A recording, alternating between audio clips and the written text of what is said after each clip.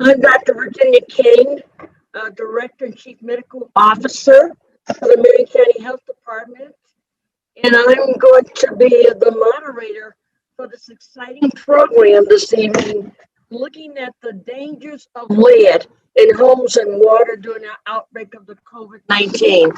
I think all of us have seen across this country the impact of the COVID-19 pandemic and the challenges that a lot of houses are facing with our cultural climate, especially as it impacts some of our vulnerable populations that may be exposed to environmental hazards, such as in homes through old and worn out water pipes or through the dust that's in their homes. And we can look at situations like what's happening with Texas that highlights how important it is for us to be prepared related to the dangers of lead. And so I'm going to ask everyone to just give. We're excited about having 3 federal agencies on this call. Government Accountability Office, the U.S. Department of Housing and Urban Development, and the U.S. Department of Environmental Protection Agencies. So if I could, I'd like to get an introduction, 1 minute from each panelist. And if I can start with Ms. Beth Faraguna, I believe. Hi, everyone. My name is Beth Faraguna. I'm an assistant director with the Government Accountability Office. I mainly work on housing issues for GAO. I focus on housing quality, rental assistance to low-income families, as well as homeownership. I've done a number of GAO reviews where we've looked at the management and oversight of HUD programs. And to this end, GAO did a big review looking at HUD's efforts to reduce lead paint hazards in housing. We issued a report in 2018 on that. And I'll speak a little bit more about the findings and recommendations from that 2018 report as part of today's panel. Thank you for having me. And thank you. And Mr. Gomez, I know that you're actually the director, but I was trying to get ladies first. So if you'd introduce yourself to us as well. Completely understand. Thank you very much. And also thank you for inviting GAO to be part of the NAACP forum. So I'm glad that we could share our work. So my name is Alfredo Gomez, and I am the director in GAO responsible for our environmental protection work, which includes our work looking at water, drinking water, clean water, lead in water. Currently, we have also issues with PFAS chemicals in water. We look at cleanup of hazardous waste sites.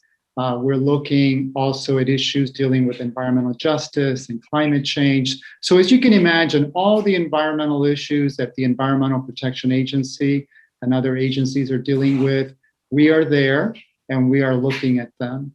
And in a bit, I'll give a more background about GAO in terms of our role. We work closely with the states and local governments as we look to see how federal programs are implemented and to see how well they're working. And then our goal is to make recommendations to improve those services. So thank you.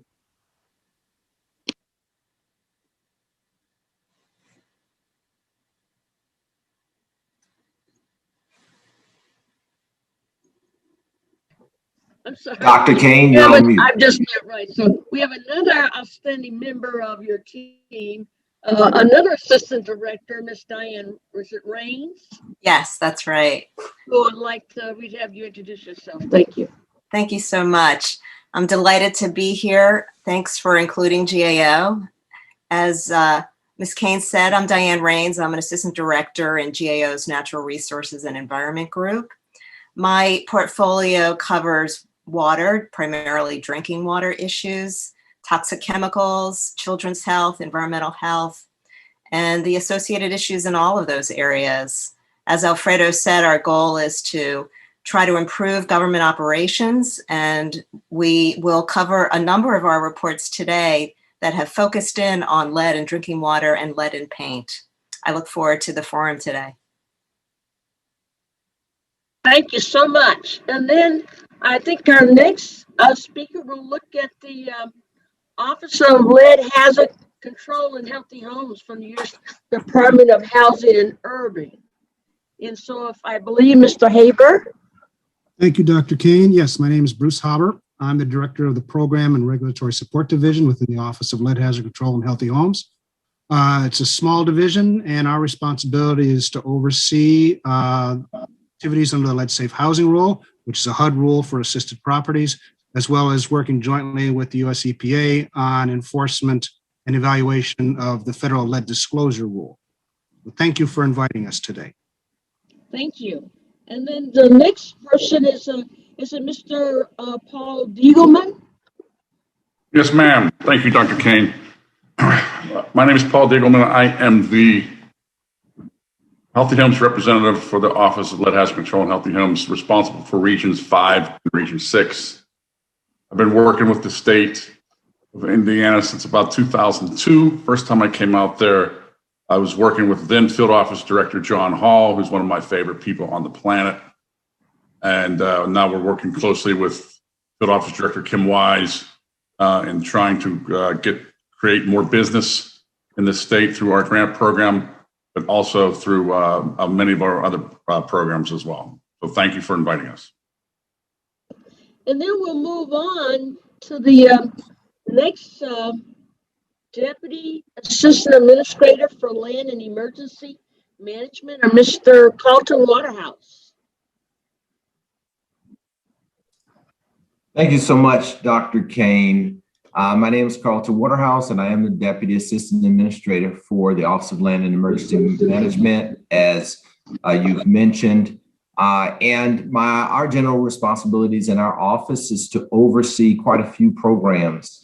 One is the Superfund program that's engaged in doing removal and long-term remedial actions to clean up sites that have been considered to be national priorities, and to deal with removal and emergency actions for other sites.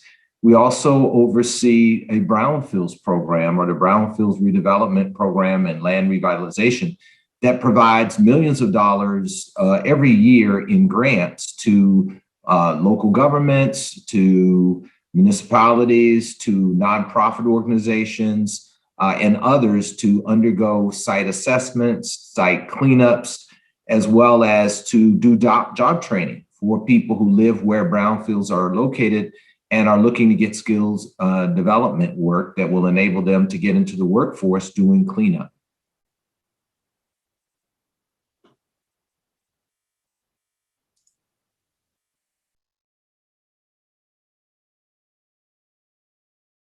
You're still on mute, Dr. Kane. Well, I'm just trying to get techie these days. So we're going to move on to our next agency with the Environmental Protection Agency, and if we could have Ms. Cheryl Newton do an introduction. Thank you, Dr. Kane. I'm Cheryl Newton. I'm the Deputy Regional Administrator and currently Acting Regional Administrator for the Region 5 Office of the Environmental Protection Agency. We implement and oversee all of the agency's programs in the 6-state region, including Illinois, Indiana, Ohio, Minnesota, Wisconsin, and Michigan. And on a personal note, I would indicate, since our office is in Chicago, but I'm actually a Hoosier and coming to you all tonight from Northwest Indiana. So great to be here this evening.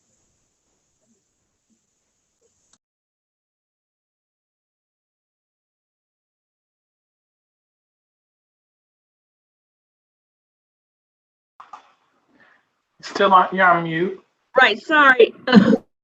Mr. Watts, if you'd introduce yourself from EPA. Yes, thank you, Dr. Kane. I appreciate being invited here tonight. I work for Cheryl.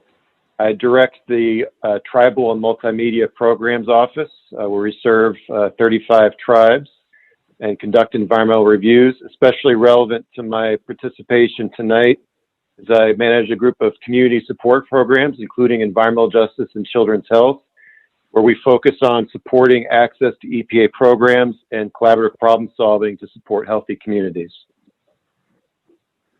So thank you. I don't know if there she is, Miss Rosemary from the EPA. You'd introduce yourself.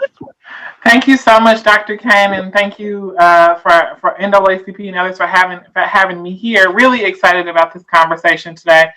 I'm Rosemary Annabakri. I'm the Associate Administrator for the Office of Public Engagement and Environmental Education with the Environmental Protection Agency. And so my job is to engage stakeholders, engage the community in the work that the agency is doing.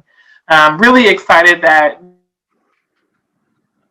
this new day that the government is in, this new day that EPA is in, where we're actually able to have conversations and engage communities in the work that the agency will be leading around environmental justice, around climate change, around clean water, and so many important issues that we're going to tackle in the months and years ahead. And so I'm really excited to be a part of this panel and have this conversation with each and every one of you.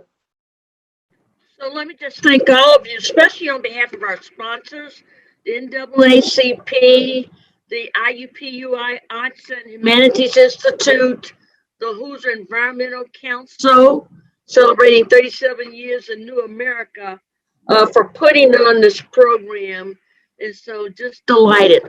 We're now going to show a short video that I think is really important for all of us to take a look at. Thank you.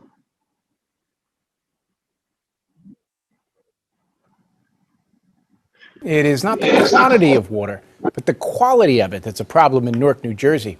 This week, water fountains were shut down in city schools due to lead contamination. As Jerika Duncan reports, evidence suggests officials knew about this problem for years. A memo from the district sent on August 30th of 2014 mandates all schools run and flush each water fountain for 2 minutes daily before school opens. The same steps applied for cafeteria faucets prior to food prep usage. And principals were instructed to tell students and staff to run fountains for at least 30 seconds before drinking the water. Annual water contamination tests at Newark's public schools were conducted between December and February. On Wednesday, the district turned off water at 30 schools after results revealed unsafe lead levels. Evelise Mency's son attends one of them. I send my son to school every day to be safe. This is his safe haven, and then lead is in his water. Lead in drinking water should not exceed 15 parts per billion. Nation, there has been a lot of news coverage on a growing problem in many schools. This afternoon, a central Indiana school district is on high alert after unsafe levels of lead are discovered in its water. Test results within the Ithaca City School District that show high amounts of lead in water sources. Elementary school children exposed to dangerous amounts of lead. High levels found in water at Imperial Beach Charter School's West Campus. And this comes after other San Diego County schools have already shut off their faucets. Our 10 News reporter Jennifer De La Cruz is here with how the administration is handling this. Jen. Well, if it weren't for water bottles, students at this school would have no safe water to drink. The results came back positive for lead on Monday, but students may have been drinking contaminated water here all year long. We drink the water every day at that school, and we don't know how long it's been there. We use it about 3 times a day. Through the whole school year, 3 times a day.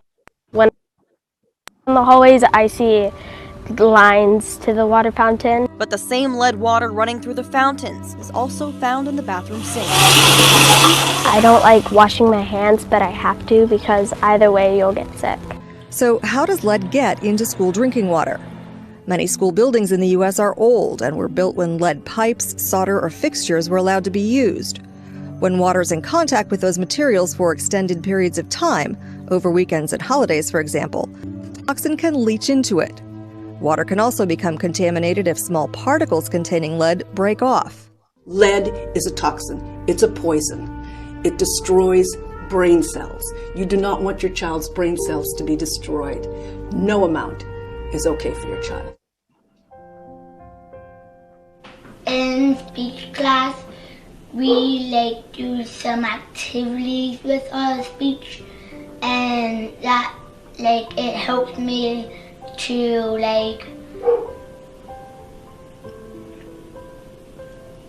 to get my sound, the SH sound out of my mouth, not out of my cheeks.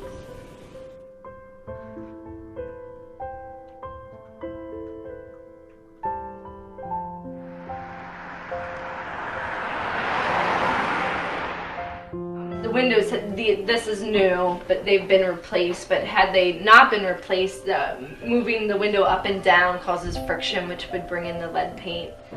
This is irreversible. The child will, as the child grows into adulthood, will indeed suffer cognitive disabilities. So lead is a problem because it's one of the most potent, or if not the most potent, neurotoxin that can affect children. Kids that are affected by lead can have behavioral problems, be diagnosed with ADHD, oppositional defiant disorder, have difficulty in school, they have lower rates of high school graduation, they have higher rates of aggressive behavior, they have more interaction with the juvenile justice system. Jennifer Rivera is a preschool teacher in Flint.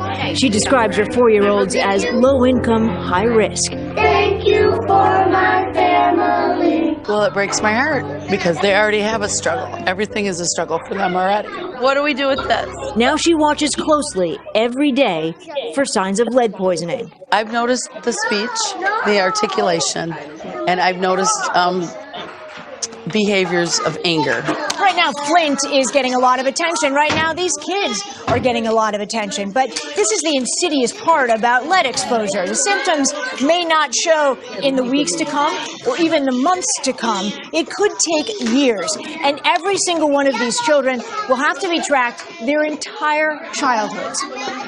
15 and 18. Education, good nutrition, a stable upbringing help lessen the effects of lead exposure. But those building blocks of childhood are also exactly what was lacking for so many in Flint before this ever happened. Do you have faith that the city officials and the state officials are going to be committed to this problem and are going to do what is needed to fix it and to help these kids? I do not at this time. That trust is gone, isn't it? Mm-hmm. Because they knew, in my opinion, and they let it happen.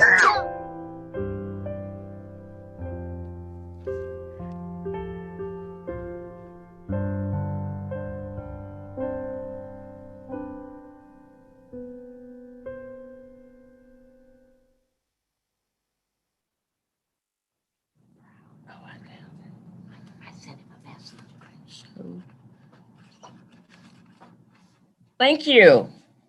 So I'd like to ask our panelists, if they can, starting with, can you explain in 2 to 3 minutes, what is the major role or responsibility of your organization in relationship to protecting the environment? And if I could, I'd like to start with the Government Accountability Office. Thank you, Dr. Kane. And so I think this is where we show the slides, if we could, because I wanted to explain a little bit about GAO, and then my colleagues are going to explain a little bit about the work that we do. Next slide, please. So just want to talk about GAO's role, and then as I mentioned, we'll talk about some reports that we've done looking at lead in drinking water, and then also lead paint in housing. Next slide, please. So the Government Accountability, if you don't know, we're a congressional agency. So we work for Congress, and our job is to essentially oversee federal programs. So look at how programs are working. We are nonpartisan, we're data-driven, we're objective. We make recommendations to agency to improve programs, and we also tell Congress sometimes if they need to take action as well. And so we've been working on a number of reports looking at lead in drinking water, and then one big report that Beth mentioned looking at lead paint. Next slide, please. So lead in drinking water, as you'll hear from Diane, there's different roles here. So we've looked at the federal government's role. We've looked at lead in schools drinking water. We've looked at lead service lines. And so we've looked at a variety of issues that are really important. And also, and maybe I forgot to mention, but we work for Congress. And so Congress requests studies for us, right? So different committees in Congress different ranking members will ask GAO to do work in a variety of areas. As also in the lead paint in housing, we were looking at the federal role. You'll hear about the grant programs that HUD has, and then also the inspections that HUD does. And our goal is usually to make recommendations, right? Because we're focusing on looking at these programs, how well are they working, how well are they achieving their mission, whether there are deficiencies. And so we will make recommendations and have made many recommendations to EPA and to HUD in these areas. Next slide, please. So this is just a slide showing you some of the reports that we have issued recently. And as I mentioned, one of those reports was looking at lead in schools drinking water. As you saw from the video, there were many schools across the country that were finding out that they had lead in their drinking water. And so Diane is going to talk a little bit about that report because we had a lot of findings there. But that was a report, again, where we were working with school districts. So we went out and did a big survey, talked to school districts about this issue, and then also talked to states about what they were doing and different regulations that they have in place. We've also done a report looking at childcare facilities and what we know about lead in their drinking water as well. You've heard again that lead is a neurotoxin and it's particularly bad for infants and children. And then we've also done work looking at, sorry about that, also looking at available data that are out there that we believe can improve how EPA can identify neighborhoods that are at high risk from lead. Okay, next slide, please. And so I just want to go over really a few key background issues that I think are really important to understand the issue. And so you saw from the video as well that there is no safe level of lead, right, for consumption. And so that's the important thing to remember. Also, you got a sense from the video that who has responsibility for lead in drinking water? Well, it's really a shared responsibility, right? Obviously, EPA, the US EPA, is responsible for setting those national standards. They oversee how states are implementing these regulations. EPA takes enforcement actions, states take enforcement actions as well. And then you have the local government, right? The water utility. So really, it is a shared responsibility at the federal level, the state level, and the local level. The water utility has the primary responsibility to ensure that our drinking water is free of lead. So just sort of keep that in mind, that it's lots of players, right, that are involved here to ensure that the water you and I are drinking is safe. And then also, very recently, EPA updated the national standards for reducing lead in drinking water through what's called the lead and copper rule. And hopefully EPA can talk about that as well. And in terms of HUD, HUD issues the lead paint regulations for federally assisted housing, and they administer a grant program. And I think we'll hear a lot about the grant program as well. Next slide. So I wanted to cover just a couple of things about lead. So where do we find lead, right? So lead, as you heard, can be found in pipes, in what we call lead service lines. And so what this picture shows you, you see the main water line coming on the street, right? And then you see the service line going from the main to the property line. That line is the responsibility of the water utility. If that line has lead in it, there are programs and efforts now to replace that lead service line. But what happens from the property line into the house, that lead service line is the responsibility of the homeowner. So if you are concerned about lead in your home, you not only have to worry about the lead service lines coming to your property, but you have to worry about the service line in your own property. In addition, you have to, know whether your pipes in your house, your fixtures, whether you have lead solder. So those are all the things where you have to be concerned about. And again, this is where local water utilities are working with homeowners to do the testing and to identify those areas that are high risk of lead in drinking water. Next slide. And again, this is just showing you that this is a shared responsibility when it comes to ensuring that our water is free from lead. As I talked about, the EPA has a role, the states have a role, the water systems have a role, and the homeowner has a role because they're also the ones that are taking the samples for the water utilities. And so you might hear something about that as well. Next slide. And I think this is going to Diane now to walk us quickly through some of our reports and some of our findings. So Diane, to you. Thank you, Alfredo.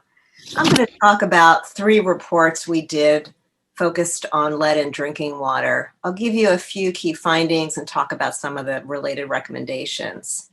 This first report that the slide highlights addressed the challenge that many water systems face, which is trying to identify areas at risk of having lead service lines. We found data that can help predict communities with these lines to help focus lead reduction efforts in those communities. So this is a series of maps. We evaluated data from several locations, and this is Cincinnati. And you can see that the 3 maps have highlighted sections all in about the same areas. What we found was that neighborhoods with higher rates of lead service lines also have higher rates of families in poverty and areas with older homes. The map on the left is a map of lead service lines. The map in the middle shows poverty levels, and the map on the right shows housing age. Next slide. Another issue the report looked at was public education.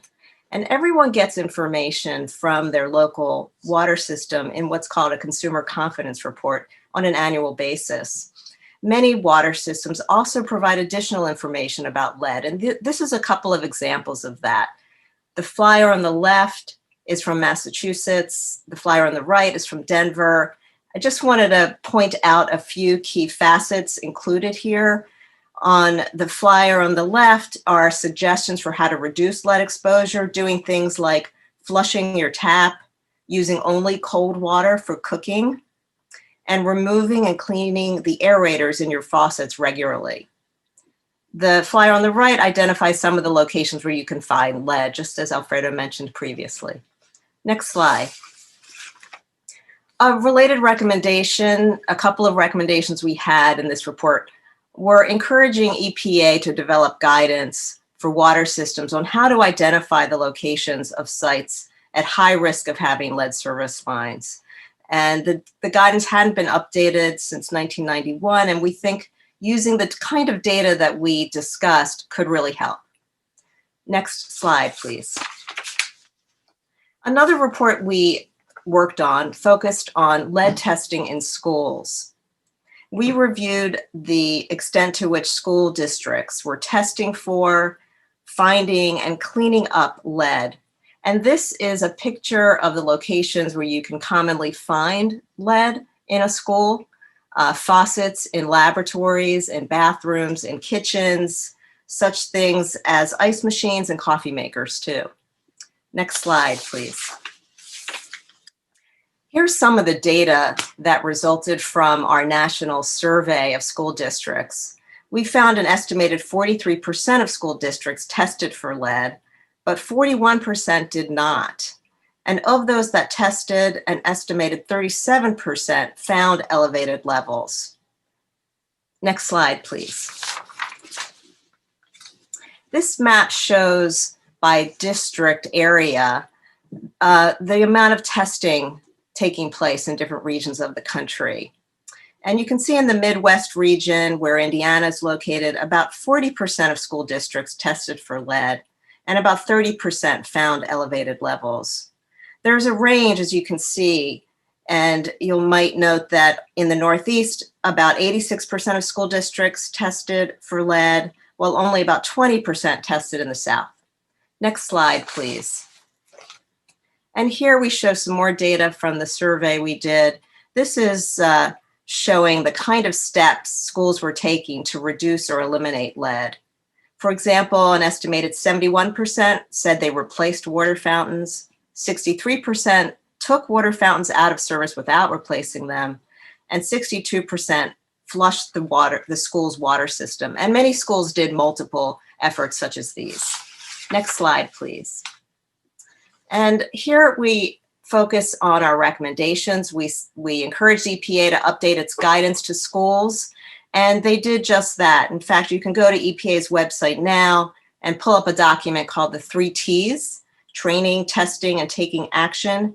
And there's a toolkit and some written material to help guide schools if they are ready to undertake a testing program. Next slide, please. Another report we did focused on public childcare centers. And in this case, we used a similar methodology to what we did for schools. And what we found was by doing a survey of over 700 Head Start centers, an estimated 43% of them did not test for lead, but 26% did. So not very many. Next slide, please. Fortunately, only about 10% found lead. Next slide, please. And here we recommended that the agency responsible for this program create a plan to test drinking water in all Head Start centers nationwide, and they do plan to do so. I did want to make a note that we know Indiana is providing funding for testing in schools and childcare centers, and there is an opportunity now to apply for that funding. I think the deadline is in mid-March, and I think you can go to the indiana.gov website to find that specific information. Before we turn to paint and let Beth provide some overview, we wanted to show you a brief animation that illustrates how lead gets into drinking water. Ariana, can you show that for us?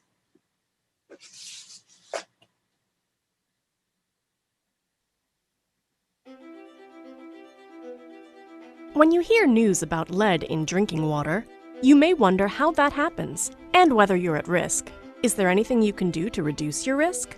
Let's answer some of those questions. Here's a look at a water system. Water can come from an underground source like an aquifer or an above-ground source like a river or reservoir. It's piped from the source to a water treatment facility. The water is treated and sent out via water mains and service lines. These pipes could possibly be made of lead. Water with certain chemical properties, such as acidity, can cause pipes to break down or corrode. Corrosion can happen to pipes, solders or joints, or fixtures. If they're made of lead or brass, they can leach lead into the water that ends up in homes or buildings. Public health agencies have determined that no level of lead is safe for consumption. The Environmental Protection Agency works with states, water systems, and others to ensure that water is routinely tested for lead and treated when necessary. So what can you do about lead in your drinking water? EPA suggests a few steps. If you want to determine the quality of your water, one option is to contact your local water utility for a copy of their latest annual report. Or you can have your home's drinking water tested for lead by a certified lab, which may require a fee. Next, there are also some simple things you can do to minimize lead in drinking water. Let your water run before using it for drinking or cooking. Only use water from the cold tap. Use water filters or similar treatment devices. Consider replacing pipes, solders, and plumbing fixtures that contain lead. For more on lead in drinking water and the federal government's role in preventing it, click the attached link to view our report and visit us at gao.gov.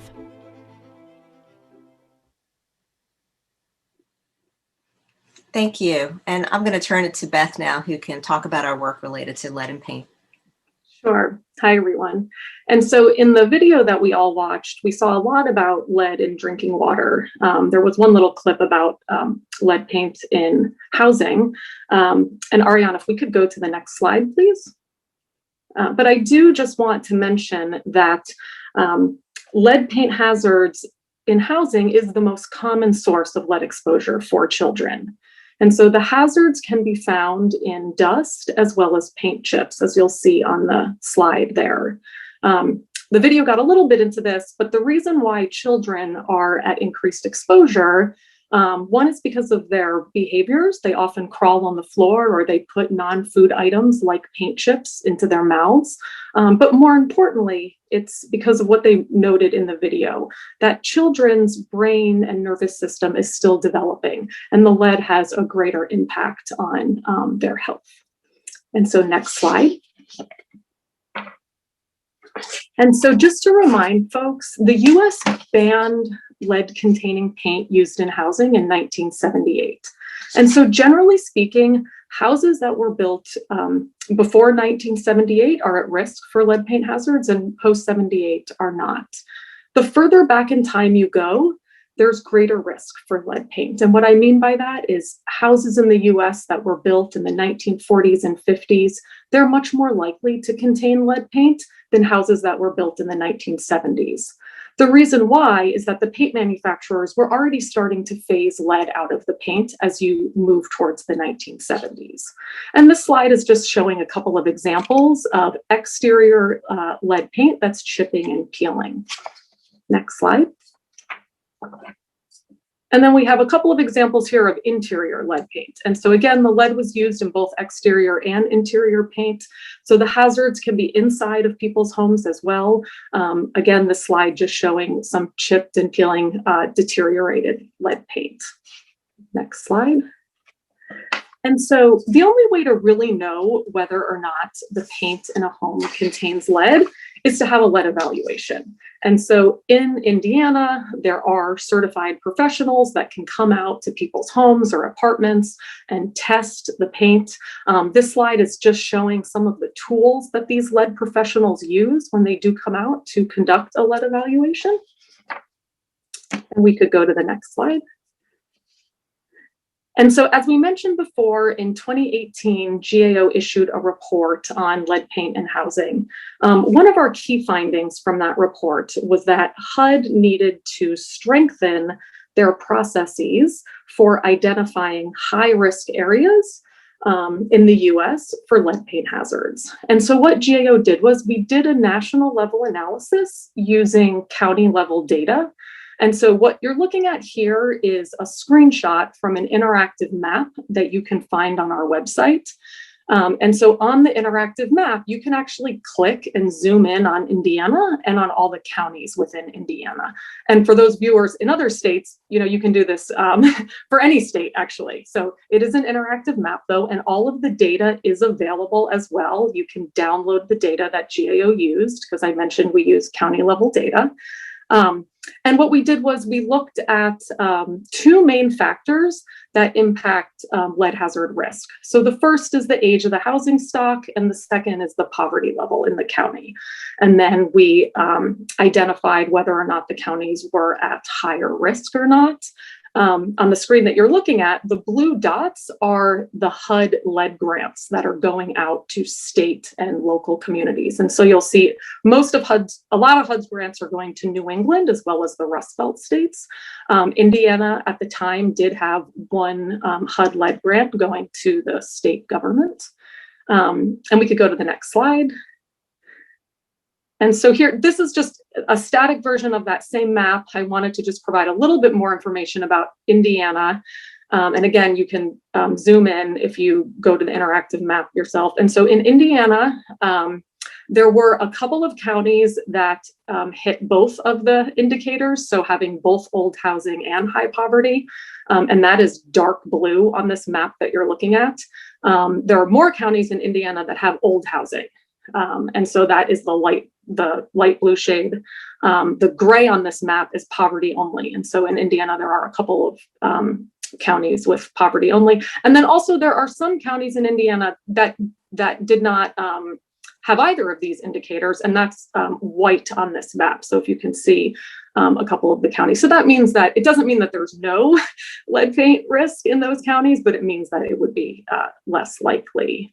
And so, and again, this is available on our website and all of the data is there. I think it can be used as a resource for folks in Indiana, both the state government as well as counties. And as I said, at the time, Indiana was getting one grant from HUD. I think that they actually have even a few more grants at this time. We did make a recommendation in that report for HUD to do something similar to this, and HUD has done that since then. And next slide. So I just wanted to mention also that our report on lead paint, we did have 6 other recommendations to HUD. These are all still in progress. These were focused more along the lines of HUD's oversight of public housing agencies and their compliance with lead paint regulations, as well as performance assessment and reporting. And I think that covers it for the lead paint stuff from GAO. I think HUD is going to speak to us a little bit about their grant program. So yes, so we will thank you so much for that presentation and how to support Congress in improving the performance for the American people. And we just learned a lot about your agency. So I'd like to move forward now to hear HUD's presentation and telling us a little bit about their agency and what resources they may have available for the average resident and community-based organizations that are out here. Well, thank you, Dr. Kane. This is Bruce Haber again, and we actually are going to give you a little presentation on the Office of Lead Hazard Control in Healthy Homes. And we can also talk to the funding that's available, but we're kind of saving that for a little bit later in the evening in the program today. So okay. If you really want to go through it now, I can continue. No, we'll wait until the end. I'll just let you tell us a I don't little want to bit leave it all about your in. agency. We could run out of time. But anyways, so we put together a little slideshow talking about our office. So like, what is the Office of Lead Hazard Control? So, well, we're an office within the Department of Housing and Urban Development, and our intention is to protect families and children from health and safety hazards in housing. It's not just lead-based paint, but there's a lot of hazards in housing that can be there that affects the development of children and the health of our families. So this office was established in 1991, originally named the Office of Lead-Based Paint Poisoning and Prevention. So there are 5 divisions, which aren't that important to today's little discussion, but you should see them. We have our grants and our development and policy and standards, who does a lot of technical assistance work. So HUD's mission is to create strong, sustainable, inclusive communities and quality, affordable homes for all. So this is directly from HUD. And within the mission, there are strategic goals to advance economic opportunity, to protect taxpayer funds, and to streamline our operations to make them more efficient. So we continue to invest in low and moderate income communities, which oftentimes are the same communities that are affected by other environmental hazards in the neighborhood. So we work very heavily for that as an agency. And then where does the Office of Lead Hazard Control fit in? So for advancing economic opportunity, we, as a major effort of the office, work to remove lead-based paint hazards as well as other health risks from homes. So we have our lead hazard reduction grant programs. We have different healthy homes programs that go along with them. And sometimes we have standalone programs for healthy homes. We also protect taxpayer funds through the financial controls, monitoring the monies and the grants that are put out. And we have been able to streamline the application process to make it simpler for government agencies across the country to apply for these funds and therefore be able to use them in their field. So our main objective in the agency priority goals, one of the agency priority goals, is to protect families from lead-based paint and other health hazards. And the goal for the office, working with other programs within HUD, is to create an additional 17,800 at-risk housing units, getting them to a point of being lead safe and also to have healthy homes issues corrected in them.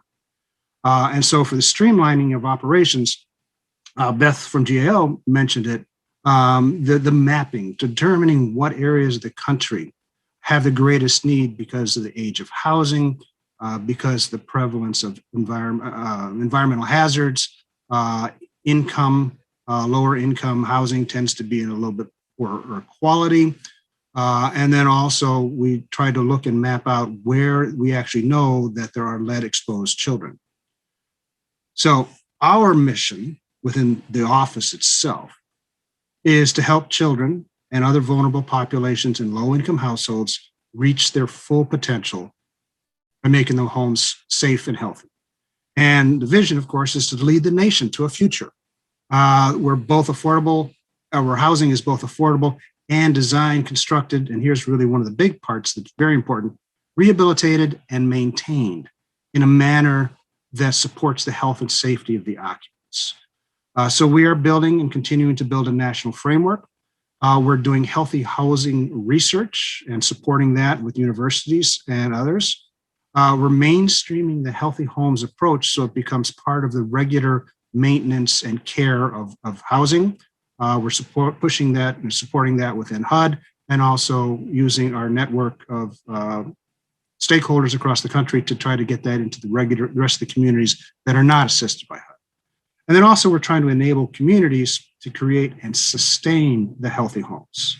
So it's an ongoing, continuous process. So one of the questions, and we're talking lead today, but what is an unhealthy home?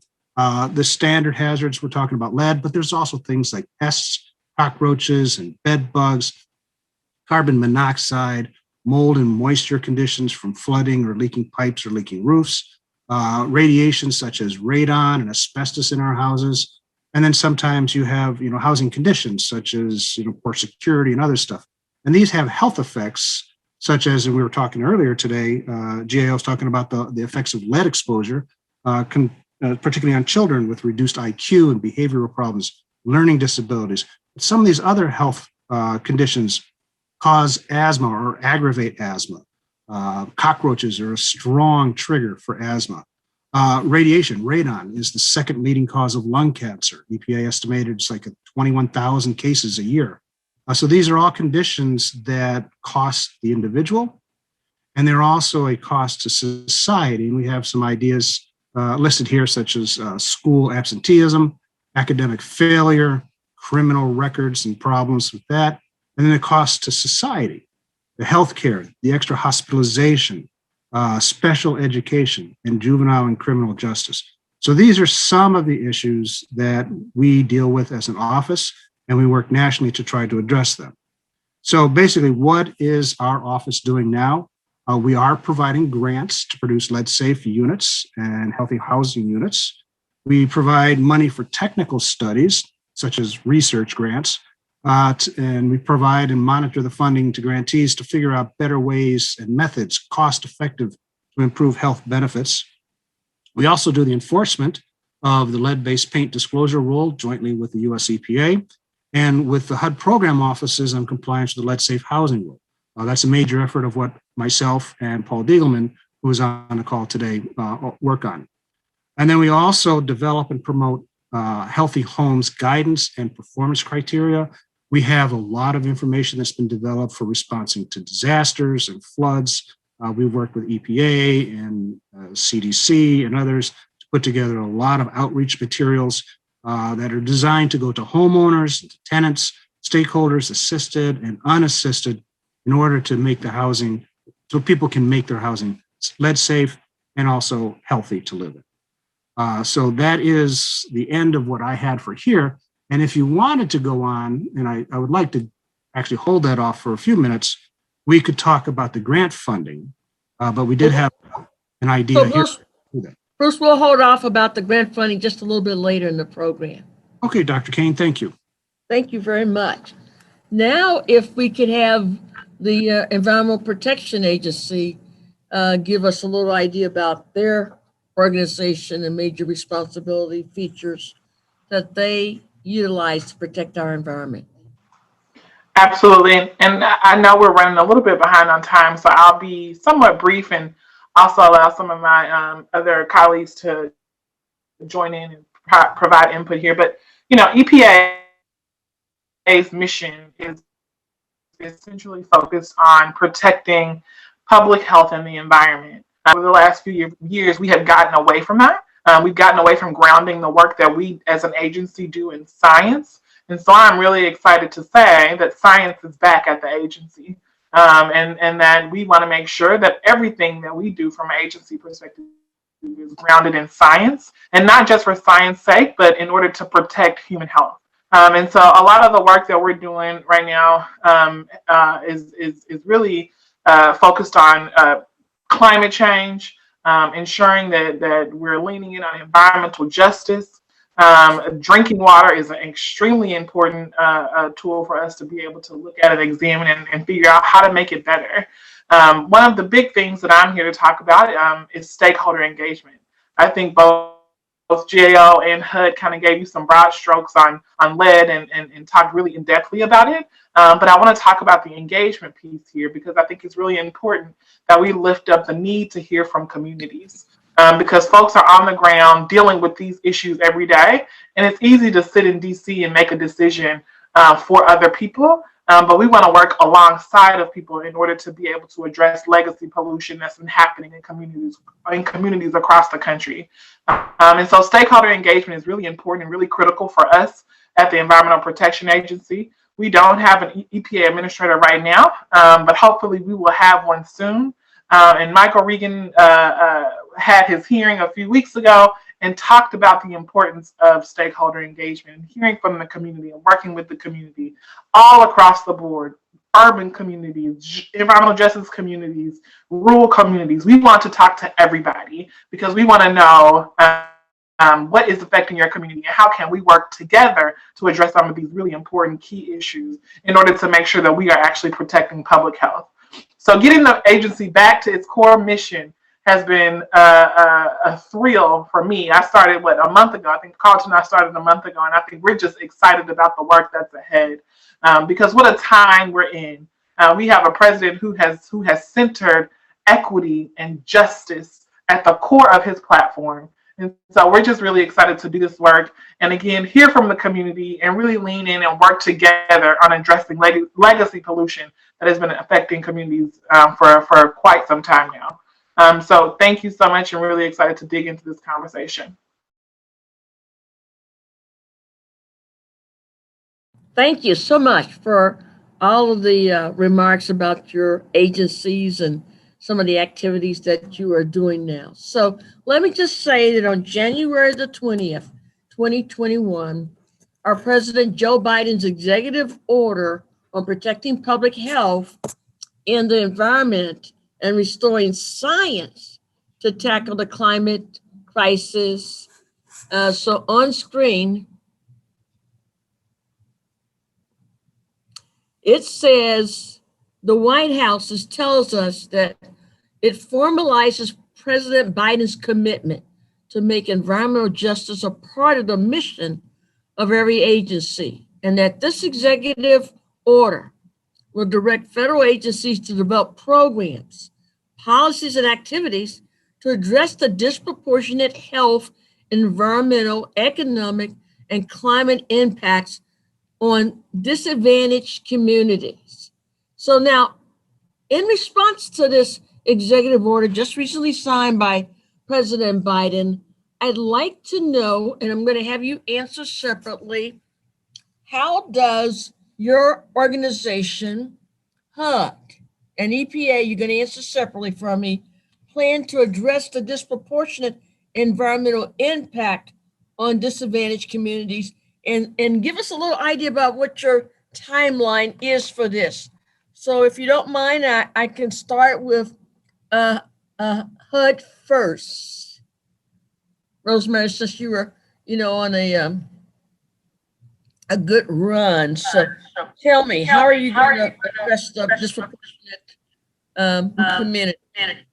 Okay, from HUD, I will say that the department is reviewing all of our policies and programs and is committed to using evidence-based policymaking to implement the solutions that will work to support with our mission of providing assistance and to low and moderate and families, which are often the ones that are impacted by disproportionately affected by environmental hazards. And I must say that also for our office, the Office of Lead Hazard Control, we have been since its start in 1993 an environmental justice program. The programs were designed by Congress in drafting and enacting the Residential Lead-Based Paint Hazard Reduction Act of 1992, which is also known as Title 10, to address the indoor environment of children and families living at home and that because they were built before 1978, they might have lead-based paint, and that they're known to be occupied by families that were then, and just as now, more disproportionately poor and minority. So in addition, though, the Act addressed ambient environmental lead conditions, specifically outside of HUD-assisted housing, housing that is occupied disproportionately by poor and minority families, by including soil lead evaluations and control of soil lead hazards found by those evaluations as part of the department's requirements for assistance in pre-1978 housing. So that's all part of the Office of Lead Hazard Control. In addition, environmental reviews are done. So any kind of new construction or before a property is brought into a portfolio to be assisted by HUD, they are reviewed for the environmental regulations, and the rules that are in effect now require the properties to be free of hazardous materials, contamination, or other toxics that could affect the health and safety of the occupants. So we are working toward that. We will continue to work toward that. And as the new administration and the secretary-elect, as she becomes the new secretary for the department, I'm sure she will continue this effort going forward. So thank you very much. So if we could now, if we could have EPA answer the same question specifically. Thank you.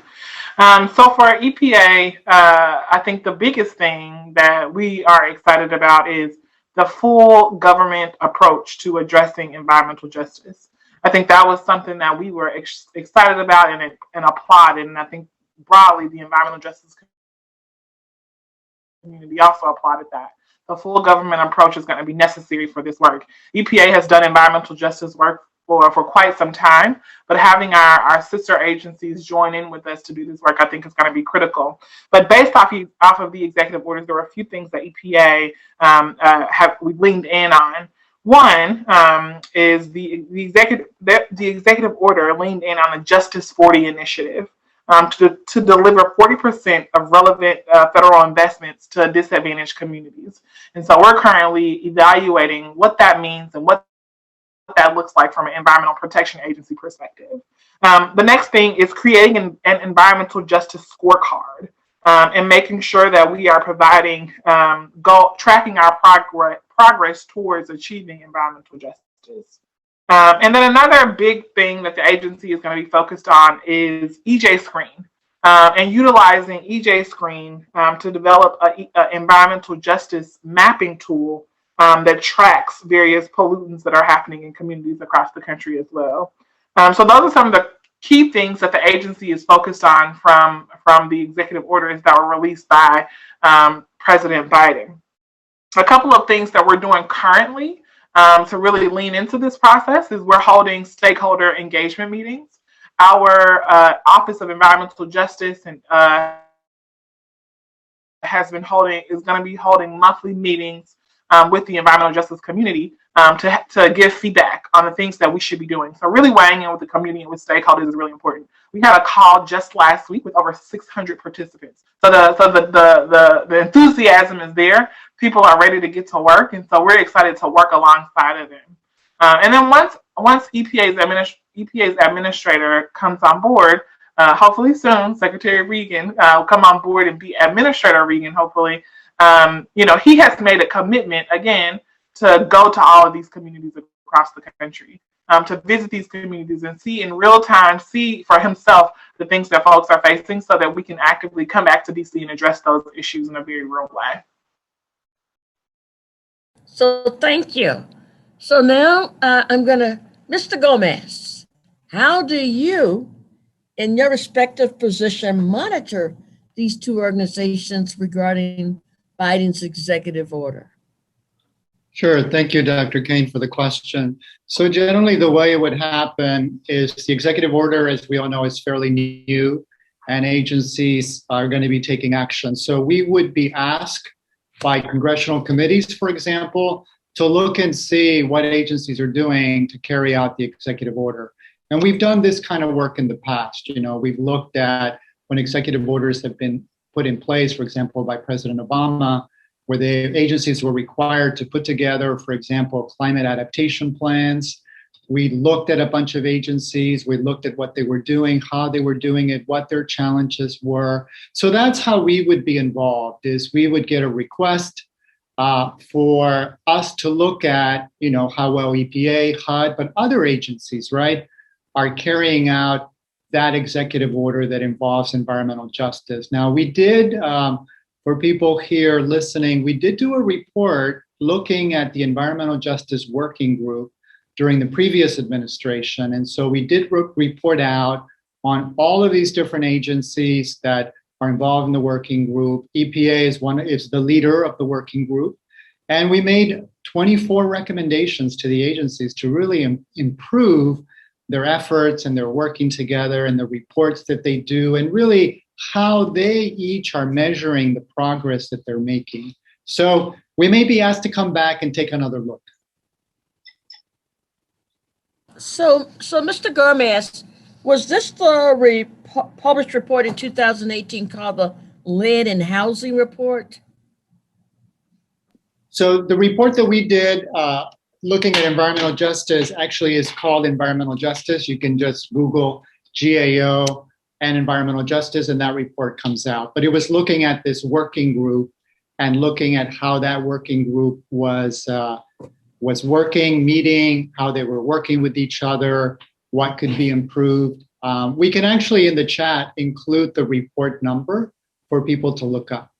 Mm-hmm. So could you remember any of the recommendations, maybe one or two out of your report that might, just for the public to have a understanding at all? Absolutely. So a number of recommendations that we made were in this area of accountability. So agencies were supposed to do annual reports about what they were doing, and some hadn't done annual reports. So really no one knew what are they doing in this area of environmental justice in their own areas. Some agencies stopped coming to meetings. And so the question was, why is that the case? Do they need to recommit? There was a memorandum of understanding among all of them. So it was recommendations around those areas. We also recommended that the working group should really look at their different groups that they had to make sure that they were still consistent with the executive order. But see, what happens now is there is a new executive order, right? So that's probably going to overtake the old one. So really the focus now will be on this new executive order and then how agencies are going to carry that out. So that's I think what the focus will be moving forward. So then let's kind of move on over a little bit to HUD. And thank you for your comments, Mr. Gomez. But so HUD had a chance to see some of these recommendations, I believe, Mr. Haber. And so as a result, there's always concerns that sometimes people, when they do self-certifying compliance, relying on public housing agencies, can we believe them? Do they do a good job? And so just very curious about that, especially because we have the challenges of trying to identify children with elevated blood levels. And just want to know, have you had a chance yet to make any new adjustments or recommendations for this recent report that's come out? Thank you, Dr. Kane. We did, and we've addressed 3 of them through the Office of Lead Hazard Control. The others were addressed at public housing specifically. And we've been working with public housing to try to improve the monitoring. We've done an awful lot of outreach and education and technical assistance to housing authorities. And sadly, one problem this has been we can't get out to visit housing authorities. So a lot of the work that housing authorities did, and remember, for housing authorities, they've been dealing with lead-based paint regulatory-wise required to do work since the late 80s. And many of them went through and they abated all the lead-based paint in their properties back in the 90s. And of course, they thought they were done. And so they put the files away and they weren't able to retrieve them when we've asked for them more recently. And so some housing authorities have had to go back and do retesting. Now, one of the things of the abatement that was done back in the 90s was a lot of the paint on walls and ceilings for those older properties that had lead paint there, it was encapsulated, which is a permanent solution, and it has a life expectancy of 20 years. And the paint manufacturers, the manufacturers who made the encapsulant had to certify it that it would last 30 years or 20 years. Now, the problem is if they were encapsulated in the mid 90s, well, it's past 20 years. And so housing authorities who thought they were completed and done are finding out that they really need to go back. And they're learning that lead-based paint is an ongoing, continuous requirement to maintain and operate. And one of the great advances that have happened since 2010 is the EPA renovation, repair, and painting rule. So more and more workers are getting trained in doing lead-safe work practices, and it's becoming part of the normal workload that housing authorities and other assisted housing and even unassisted housing deal with because they have older properties. But we are working with public housing. We actually have a meeting coming up with GAO to go over what has changed, what's been updated, and that meeting is next week. So I don't want to try to address anything here that the department will be discussing with GAO next week. Well, thank you. Thank you very much related to that. You know, recently in East Chicago, Indiana had a tragedy in which this public housing was built on a former lead smelter site. And I believe that EPA and HUD was aware of the lead hazards in that area. But so tell me, how do we address sometimes the delay in action or delay in response, and what kind of things can we put in place to really be able to work with local cities, trying to find solutions for a situation like East Chicago? And I know some of the tenants said that they weren't moving because they've been there for a while and they didn't feel that they should have to move. So then you have that piece in terms of education. But if they are moved, how do you find another location that's comparable and has that surrounding support or resources related if a site of people are required to be removed? So how does that process work now in this day and age? And I don't know who wants to go first, whether it's HUD or EPA. So if we had a similar situation like that, so what are the logistics that are involved? So in terms of how are you able to interact or interconnect with each other as an agency? And do you do shared decision making, or is it somebody has one responsibility on one side and another person's responsibility on the other side? I'm just, just from a practical standpoint, how might that work in this day and age now? If I may, Dr. Case, this is Cheryl, if you'd like to. Cheryl, if you could pipe in, we haven't heard from you. Thank you. And I just want to remind people about Cheryl Newton. She's our acting regional administrator of USA EPA Region 5 out of Chicago. Thank you. Ms. Newton. Thank you. And hopefully I'll build a foundation.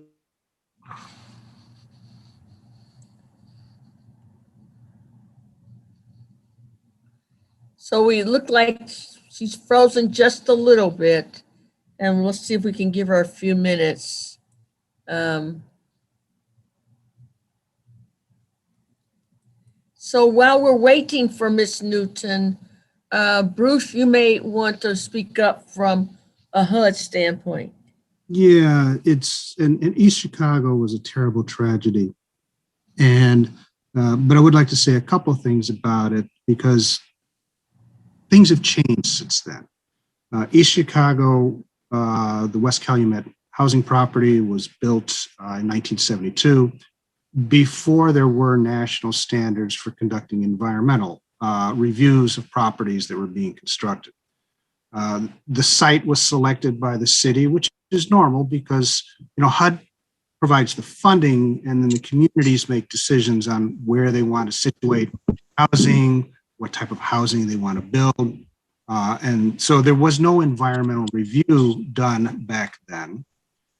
Today, if a site such as West Calumet was to be proposed, during the environmental review process, there would come up that there's a potential for problems due to proximity to NPL sites or Superfund sites, or that the site itself, based upon old Sanborn fire maps, was part of some industrial complex. And it would require a much greater look at what environmental conditions could impact the property. And that is a problem in a lot of our cities redeveloping brownfields. And so in this particular case, they didn't really know, but they hadn't accounted for the fill. The buildings were built, they were built on top of the fill. They had fresh topsoil placed around them. They planted grass, and it was built in the early 70s. As I said, in the future, there would be an environmental review. But for existing structures, HUD and EPA have developed a memorandum of understanding, and we're working closely. There's a Superfund group with our Office of Environment and Energy, and then also with EPA and their Superfund group to coordinate information so that any time that a new NPL site comes on or a Superfund site is going through remediation, we work closely to identify federally assisted properties in the vicinity to see if they might be impacted. So Cheryl, I don't know if you're back yet, Ms. Newton. I think she was definitely having some technical difficulties. But my question next is, do we now have a complete inventory of lead contaminated sites in Indiana? Who keeps track of that? Is that a EPA? Oh, there you are, Ms. Newton. Can we hear you now? The question that got brought up was, do we have a complete inventory now of lead contaminated sites in Indiana? Do we try to keep track of that, and who would be responsible for that? So from the EPA perspective, we do keep track of sites, and with Indiana's history, it has a wonderful history of both natural beauty, but also a history of manufacturing, and with that comes contamination. And so we in the region, along with our state counterparts, are constantly updating the known universe of sites, whether it's from lead contamination or other contaminants of concern, as new information and data becomes available. And that's true in both our Superfund programs and our RCRA corrective action program. Currently, at least within Superfund, there's 27 sites in Indiana with lead as a contaminant. And I say that with respect to Superfund sites, not necessarily, that they're indicative of a particular location next to a housing development, for example, but just overall in Indiana, there's 27 sites that we have currently on our list that have lead contamination.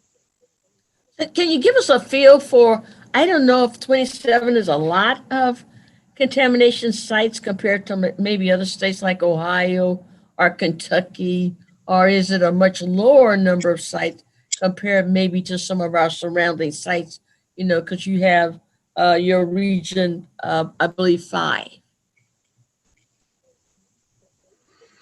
So given the overall manufacturing legacy in the Midwest, we certainly have a large share of contaminated sites, whether, large contaminated sites all the way down to, local, abandoned gas stations, requiring some level of cleanup. So it's about proportionate to the fact that we're the largest region with an overall industrial legacy. Okay, thank you. I just appreciate that. Any other comments anyone would like to bring up related to this issue? And can we ensure ourselves now, because I know we do have new standards working with cities where we never build on a contaminated site, but do we believe we have all the safeguards in place to prevent this from happening again? What happened in East Chicago? I can speak to at least directly to that question. I don't know that I have an answer that's absolutely assured, but I can say that we've put mechanisms in place to try to improve our level of coordination with HUD moving forward to try to avoid these kinds of problems in the future. One of the things that we're doing is we're focusing on protecting the health of communities living in or near Superfund sites, and we are also giving particular attention to vulnerable communities and populations. And we understand that residents at HUD public housing sites represent one population that may be more vulnerable to risks. And so, as Rosemary has said, we're leaning in the way we're approaching these problems. We're recognizing also that we can improve the quality of coordination that we have between EPA and other fellow agencies like HUD. And we're trying to explore ways to improve on that and to see that that goes to a new level that just provides greater levels of protection to community members. So, for example, EPA and HUD have entered an MOU that calls for closer coordination in future projects towards any of these HUD sites that are proximate to also HUD-related housing. We're also working to improve the MOU with HUD to allow greater feedback from communities themselves to better inform how we operate. The goal is that we want to make sure that we don't have blind spots that we're not seeing as federal agencies that communities do see. We don't want to see gaps, right? We want to see a web that communities have the kind of safety net that we can provide, and we need their feedback to make sure that that happens. We're also committed to reviewing our procedures to align with President Biden's executive order on tackling the climate crisis at home and abroad, and protecting public health and the environment and restoring science to tackle the climate crisis. And that executive order calls for attention to environmental justice as a longstanding issue faced by communities like East Chicago and in East Chicago. And we're looking to see how can we use the executive order, or how can we fulfill what the executive order is calling for in communities like West Calumet and in East Chicago more broadly. So while our first priority as Superfund sites is to ensure that effective measures are taken quickly to protect everyone from exposure to harmful contaminants, we're also looking for ways that we can provide support for the communities that goes beyond merely making sure that we don't have chemical levels that are dangerous and providing a risk. And so to that end, we're trying to use a holistic approach to community protection that fosters an inclusive response action that brings all levels of government together to address community needs. One of the things we saw in East Chicago was that we had multiple government actors working. We had the mayor of East Chicago, we had HUD, we had the EPA, we had IDEM. And that's difficult, right? It's difficult for community members because how many governments are there, right? It's difficult for them to be able to keep track. And we really have a high level of responsibility in the government to make sure that we're doing our best to be coordinated in everything we do and everything we say. And so we're working in East Chicago to continue our community involvement and engagement with residents as we go through our 5-year review process for the federal cleanup at the USS-led Superfund site. And we're welcoming comments, suggestions, and recommendations regarding how we move forward with that site and its operations, and also have received some initial feedback already from community members. And we're looking to summarize their feedback and make it part of the 5-year review. Ultimately, I would just say with regards to that site, lastly, that going forward, we're going to try to foster opportunities for meaningful dialogue with the community of East Chicago and other communities to protect people from the risk of lead exposure, and to look at how we can use this crisis and turn it into an opportunity for helping those communities to transform. So we can go beyond just providing the basic levels of protection, but also provide the kind of support and revitalization and redevelopment that communities so desperately need. So, Mr. Waterhouse, I'm going to come back to you because I may ask you what happened to all those residents in East Chicago. Were they able to be placed in an alternate site? But I'm really fascinated, Mr. Watts, about what's happening with our Native Americans and the tribal groups, and what kind of protections and what kind of resources we have for them. And I'm hoping that you could give us some information related to that. I'm happy to, Dr. Kane. Thank you for that question. Yeah, we have a very close working relationship with 35 tribal nations within Region 5. And in particular, relevant to our topic, through our Children's Health Program, we have an interagency agreement with Indian Health Services that provides healthy home services for tribes across the region. So we can make sure we're providing that kind of assistance and support. And then more broadly, we work very closely with tribal leaders and tribal environmental agencies in providing human health and environmental protection with a specific focus for those partners and making sure that we are respecting tribal sovereignty and investing in building the capacity of tribal governments to operate their programs. And so in many ways, we work with them the same way that we do with states when it comes to oversight of drinking water systems and so forth.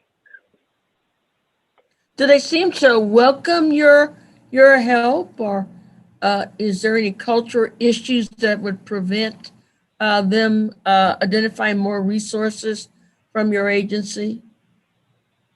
Well, there are certainly cultural sensitivities. They do welcome our help. We have a group called the Regional Tribal Caucus who provides leadership representation to Region 5 and for the tribes so that we can make sure we have a really healthy, constructive working relationship to get things done together. And in fact, we provide regular training for our staff so that they have the cultural competency and understanding of the unique factors that go into working with Native American nations. And we've got some training on that coming up for our folks in early March, just to reinforce that cultural competency that's so important to us doing our work well with these partners. Dr. Kane? Yes, Dr. please. Kane, this is Mr. Gomez. So I wanted to speak on this topic because we actually did a report that we issued 2 years ago on this topic of tribal communities, tribes, and Superfund sites. So like what's known about Superfund sites and tribal communities. And it was a nationwide review. And we had 4 recommendations to the EPA to really improve their data about just whether there was a Native American interest. Native American communities were concerned that while the Superfund site may not be in their boundary, it was just downriver or just outside their reservation, but it would still impact them. So we made recommendations to improve data, to improve how EPA was consulting. EPA has to do tribal consultation with the tribes. And so we had never looked at this issue before, and we were able to identify how many Superfund sites were on or near tribal communities. And then we made some recommendations that EPA has already acted on some to improve its data and to also improve its guidance to the regions on how they consult with the tribes. So that is a very important environmental justice issue as well. So thank you. Thank you very much. So you know that the American Academy of Pediatrics recommends that state and local governments should take steps to ensure that water fountains in schools do not exceed water lead concentrations of 1 per pod units. So now, does the lead and copper rule help schools and childcare centers achieve that level? Because I saw in our presentation that from I believe GAO that I'm trying to remember who at the presentation that showed that the South maybe had the lowest number of schools being tested for lead. The Midwest maybe was the second next highest, but I was just struck by how many schools in the Northeast Corridor have been tested for lead. So what kind of steps were done to really encourage lead screening in our state and local schools? Who would like to comment?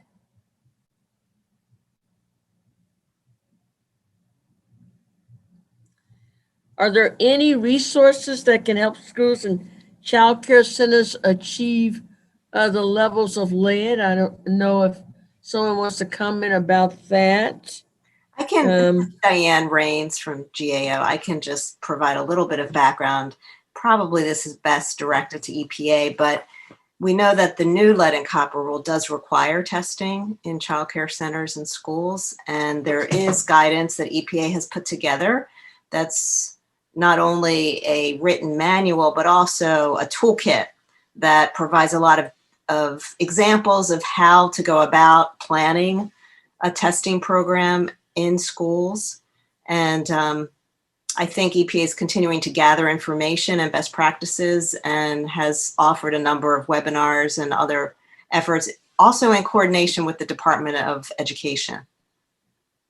So I know here in Indianapolis, our health department did the funding and the lead testing for our school systems here in Indianapolis. Is that a common occurrence, or do the schools have to fork out the money for the testing? We know they have to fork out the money for any repairs, but what about the testing itself? I think there are grants available from EPA for testing, and I don't have a lot of detail on that, but so what if I move into the federal funds and grants available to local communities to help reduce lead hazards in housing and protect the environment in general? I think, Mr. Haber, you were going to address that. Actually, thank you. I was going to turn it over to Paul Diegleman, the Healthy Homes representative for Region 5. And we have a slideshow because this is more specific to Indiana. Oh, I love that. Thank you so much, Mr. Diegleman. Let us hear about the resources that may be available to us in the state of Indiana. Thank you, Dr. Kane. As you can see, we have a myriad of grants in our inventory for producing lead safe and healthy home units. And as you can see, our main program now is our lead hazard reduction grant program. These are programs that are aimed to local and state governments. You must be a municipality or county or a state, and this does not go to directly to homeowners. But the grants eventually get to that level. The last 2 years, we've had a high impact neighborhood grant that goes to those with the highest needs. And then we have the Healthy Home Supplemental Funds, which I'll go over a little bit on the other side. But we also have a Healthy Homes Production Grant, which, as Alan from the EPA mentioned, with the EPA, we actually have a Healthy Homes Production for tribal housing in FY19 and FY20. It goes to federally recognized tribes. And we have around for about $10 million in that pot. This year was the first that we had a Healthy Homes and Weatherization Cooperative Grant. This is where nonprofits can get into the game. And then this year, in our note for the to be in FY21 will be a older adult home modification program. So basically an aging in place grant for local governments and nonprofits. So Bruce, please, or Ms. Williams.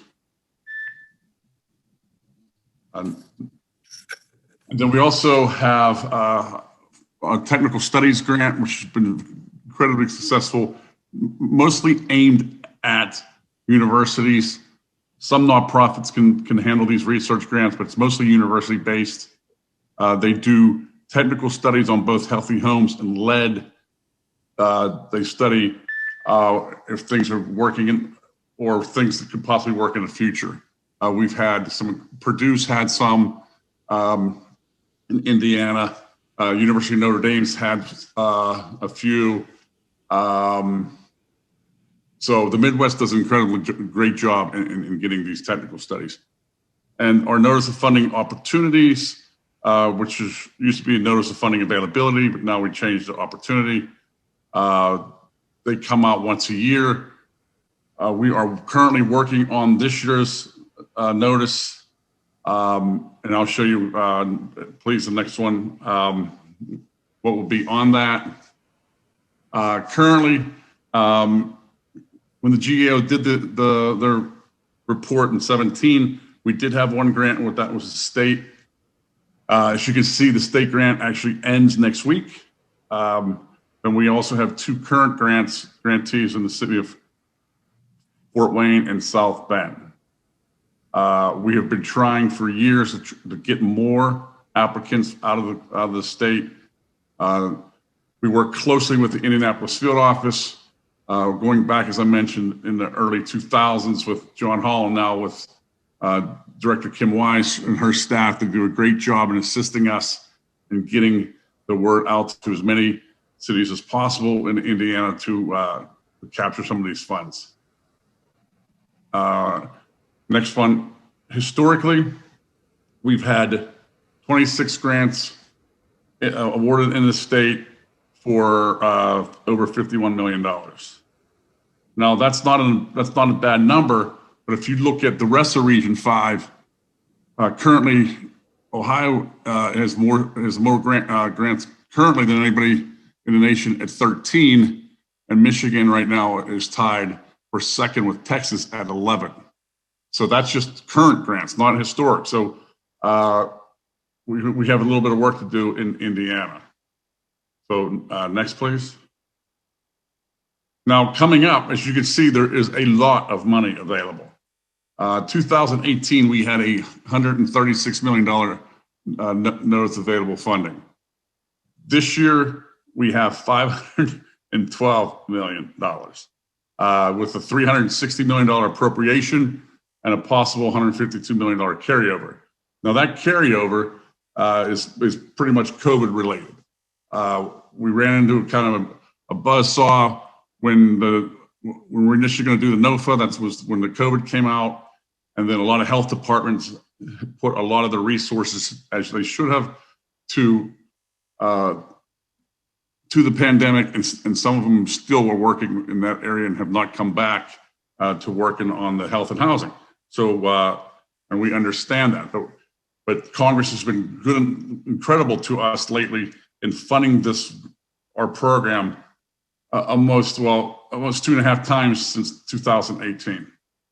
So this year we have $214 million on the lead-based paint hazard control side. That can fund well over 100 plus grants.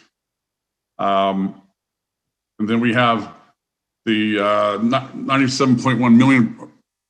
A part of that is the highest lead-based paint and pavement need. That is directed by Congress. Which in the NOFA itself, they have appendices that show older housing stock and impoverished areas that would qualify for what it was considered the highest lead-based paint abatement needs. We also have $64 million for the 10 communities with the highest impact areas. That is relatively new, and we're still working on that, as is the 97 point, the 90, which would be part of what is the high impact neighborhood grants. And then the Healthy Homes Initiative, which is 97.6 million, you have, those are already part of the lead hazard control grant. To do a Healthy Home Supplemental grant, you have to fund within a unit that's receiving lead hazard control funds. In the past, we had a standalone Healthy Homes demonstration grant, but this grant ties into the current lead hazard control grant. And then we have the $9.1 million on lead technical studies. And this year we have the $30 million for the older homes modification or the aging in place grant, which is also a first for us. So we're still creating that NOFA as we are with currently writing the 2001 for the demonstration grant. And then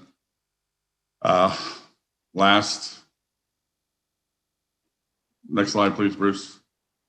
And as I mentioned, the Healthy Home Supplemental Fund, it's all units that receive lead-based paint hazards, but not all units receiving lead-based paint hazard control will receive supplemental funds, but all units receiving supplemental funds must be within the lead-based paint hazards. So, and then I believe is that the last one, Bruce, for this? Quickly, we are in conjunction with the Indianapolis field office. We'll be doing and within the 4 parts of the state, we will be doing marketing programs based upon geographic areas of the state to try to drum up some more support for the grant within Indiana. As you can see, the 3 current grants, there are definitely areas within the state that could use this grant, and we will do what we can to assist them from the start to the closeout. So, Bruce, if there's anything you'd like to add, please do. I think you did a great job, Paul. Thank you for describing all the grants. And this audience is maybe one of the greatest advocates to help your communities push forward and try to apply for grants. As Paul indicated, this is the most amount of money we've ever had available. It's a great opportunity to take care of it, to take care of a lot of homes. I saw in the chat questions, people ask, what does all this money in the past go to? We make approximately a little over 12,000 units lead safe every year. That's all across the country. Altogether, our goal is to make over 17,000 units a year lead safe. That's not lead-based paint free because, if lead-based paint is intact, is well maintained, it can be lead safe. But we do address under the lead hazard control grants those greatest hazards that are likely to reappear if they're not addressed in a permanent manner. So a great program. Everybody here on this forum can really be a great local advocate to get your local government agencies to try to apply for additional funding. So thank you very much. Thank you very much. So I'm just wondering, for those super neighborhood grants, do you have to have a certain level of lead poisoning and that data is captured by HUD or provided by CDC or EPA? How do you know that you are in a high impact neighborhood where you'd be eligible for those funds? Okay, I could address that. Paul could also. When we issue our notice of funding opportunity, as it's called this year, last year it was called a notice of funding availability. In the appendices to the NOFA, there are charts and tables where you can go and zoom in on your community to find those contiguous, I think it's zip codes, or maybe census tracts, contiguous census tracts, where for the high impact neighborhood, we want you to focus on to really make a big difference in the lives of a lot of families. Because the idea was, if you came in with a lot of money into a small area, you could make a really big difference. And so in the NOFA, in the appendices, toward the end of the NOFA, you can find those, and you can look at last year's NOFA, and you can pull those communities now to take a look at it, because they haven't changed last year to this year.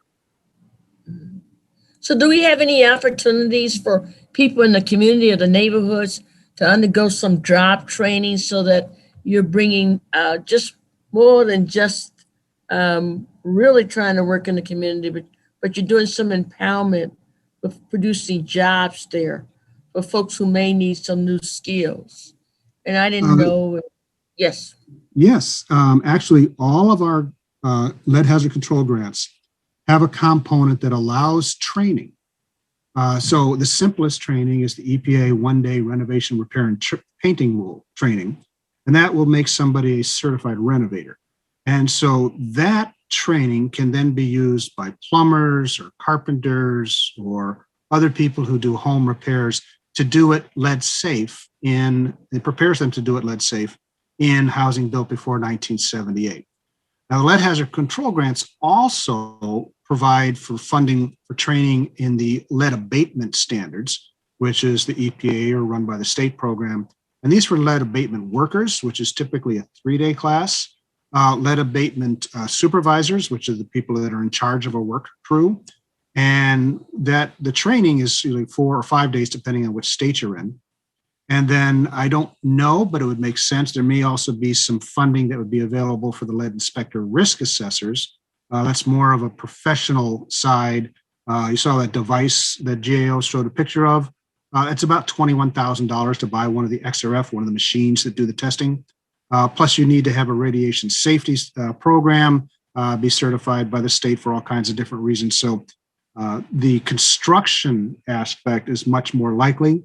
And of course, our program does have what we call a Section 3 component, where we are looking at finding low-income residents to try to train them. And so there's a lot of opportunities. And again, it's a matter of finding an advocate locally who really wants to push those out and help the community that way. So, we have one of the most robust African-American newspaper organization called the Indianapolis Recorder that really gets the messages out to our people of color. So do you ever have opportunities where some of these notices get into our papers so that that message can be spread out to our community residents? How might that work? We do a lot of outreach. I'm not sure how the notice of funding availability, which is published in the Federal Register, and it's available at. Well, now let me talk about that, because you got to go to grants.gov. Exactly. Really complicated stuff to get yourself on. I see Mr. Gomez, you're smiling here, but this is true, that you have to be very sophisticated how to get on that grants.gov to see those different notices. So I want all those folks that are in public engagement to speak up. So how does the average community-based organizations, civic organizations find their way to get some of this information, and as opposed to having to go to federal agencies and look up that federal agency to see funding for them? Is that the responsibility of local health departments? Or so just tell me here, state health departments or what? First of all, the lead hazard control grants, to be eligible, you have to be a state or local government agency. For the upcoming, it's not out yet, but the home modification, that would be available to local community groups. So it's going to be a little bit different. So it's not necessarily being run by a state or local government agency. That one is probably one that we're going to have to work with the recorder and other other local groups to try to get the word out. And that will be Paul Diegleman's responsibility to work with you and try to get the word out when that comes out across all of Region 5 and all of Region 6 and half of Pennsylvania, which is the area that he's helping us out to try to keep those communications going. Thank you. Dr. Kane, I was smiling and shaking my head because I was agreeing with you, because what we do in our work sometimes is we act like, consumers. We try to figure out, can we figure this out ourselves? Many times we have recommendations to the agencies to really simplify and make things easier for people to find, whether it's on their websites. We were doing a job looking at discretionary grants, for example, that EPA has, and how can people find them? How would you get information? You had to go to many different sources to try to tell the story, right? So we often have recommendations to agency to simplify things so that consumers and others can see things. Diane talked about, we looked at annual reports that water utilities send out to their consumers. We were also looking to see how easy are they to understand? Are they pages and pages? Do they have pictures? How is it that people would get the message, right? And where do you post it, right? Where would you distribute it? Would you put it in libraries? Would just sending it to someone's home, would they get it? So you're right about this. We want to make sure that people get the message and how they can get the message the easiest way.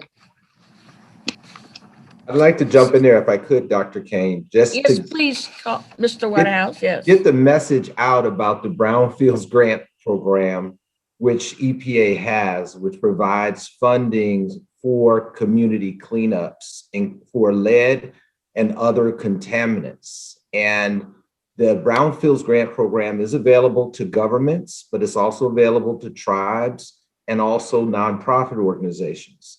This Brownfields Development Program you can learn about by going to www.epa.gov/brownfields. That's all you have to put down.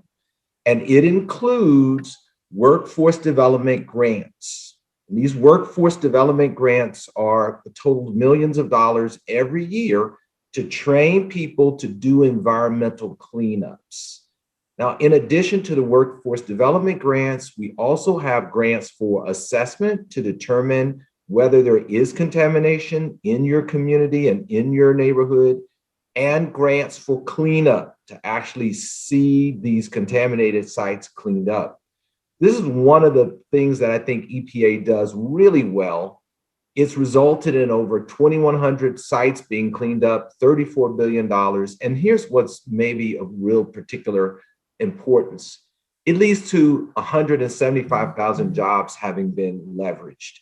And what I mean is that for every dollar we spend on brownfields cleanup, we get like $10 back that comes out of new work opportunities and income opportunities. So it's an amazing program, and it's a great opportunity for communities like East Chicago and other places that have legacy pollution to be able to see their communities transformed into new places that provide new opportunities, that help us to avoid climate problems, that bring about sustainability and resilience for the people who live there, and help us to achieve environmental justice. And so I think the Brownfields Grant Program is one of the ways we can turn this crisis we have in lead in America, because it is a crisis, and see it as a place for new opportunities. So do we have any opportunities for people who buy homes, but maybe they've bought one of those homes built before 1970s, and yet they may not, they've just enough money to scrunch to get that home, but they may not have money to do the lead repairs? Where might they get funding to help them do their lead repair? What kind of maintenance costs, or are there any help related to that at all?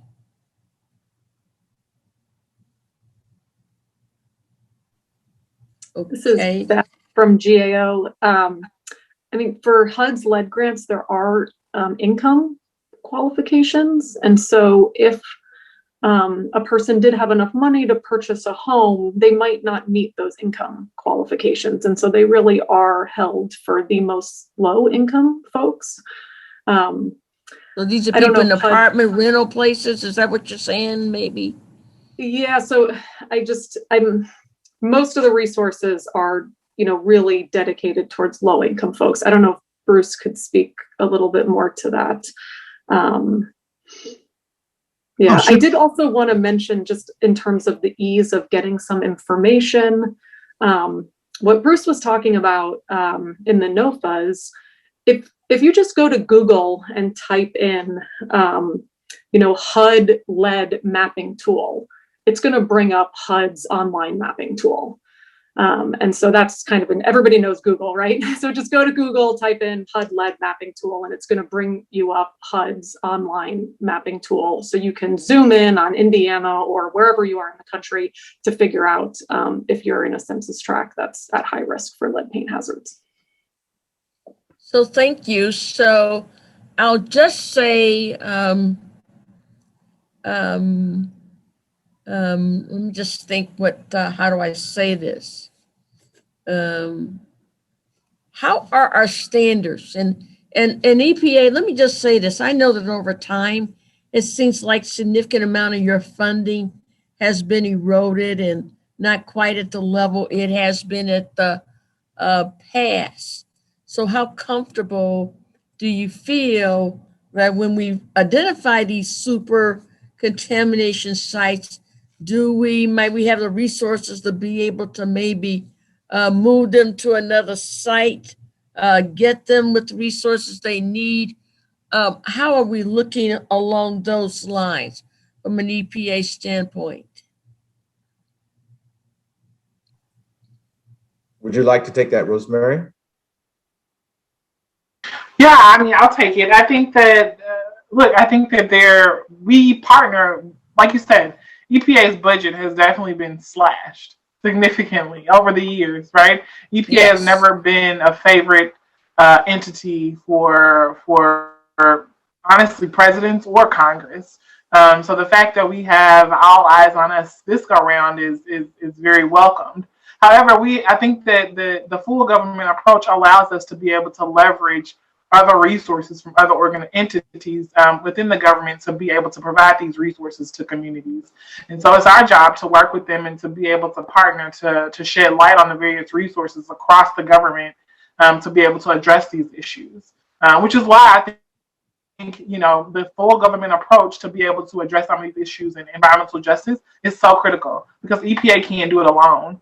And there's so many other well-resourced agencies out there to be able to assist with dealing with some of these really important issues. So then the other thing I just want to try to bring up is that, we want to talk about the safe standards for lead. And so, especially in people of color communities, and, someone remarked in an earlier presentation that no lead is safe so no amount of lead is safe in any concentration in a person's body. But are our lead standards tough enough to protect our children? Any comments related to that? Because we use our cutoff at about 5, but other places use cutoffs at about a 10 per part B unit before getting some services. Any comments related to that?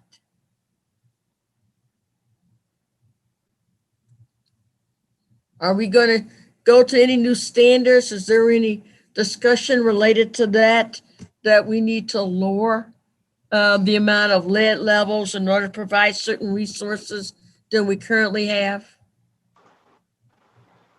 I do think that we are currently, I think, one of the folks earlier said that, a lot of the political team just got in the agency, came on board to the agency. And so right now we're gathering a lot of information, but also, providing public comment, hearing from public health officials, hearing from medical professionals to talk about these various laws, hearing from scientists, right? I think it's all important as we look ahead and reevaluate the regulations and rules that we have in place to be able to address these issues.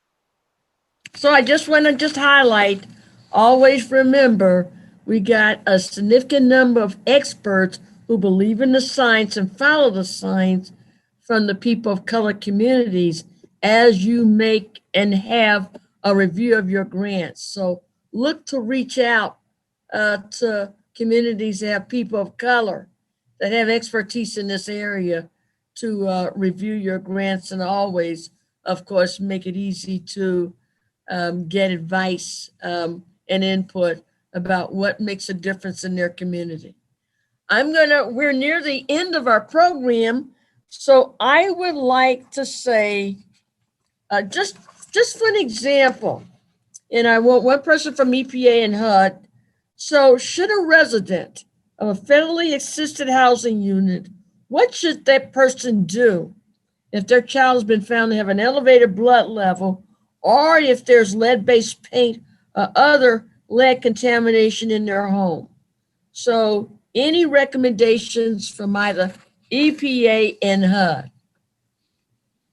This is Bruce from HUD. I'd like to start off and then Okay, Bruce. turn it over to EPA.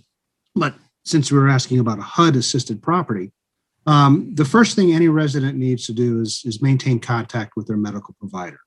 The medical provider will provide them with a lot of information, but they also need to reach out to the housing provider, whether it be public housing or it is a multifamily property, and they need to tell the housing provider that their child has been diagnosed with an elevated blood lead level.